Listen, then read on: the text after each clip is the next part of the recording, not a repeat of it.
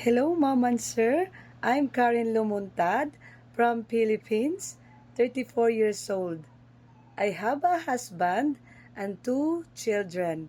Their age is 3 years old and 7 years old. I have 4 years experience as a nanny here in Philippines. I taking good care of a young boy, 3 years old of age, and 3 member of the family. My main goal is washing, cleaning, ironing, and marketing. And to my future employer, I strong commitment that a strong commitment uh, maintain a clean and organized place. And I assure you that I'm trustworthy, honestly, and I promise to finish my contract.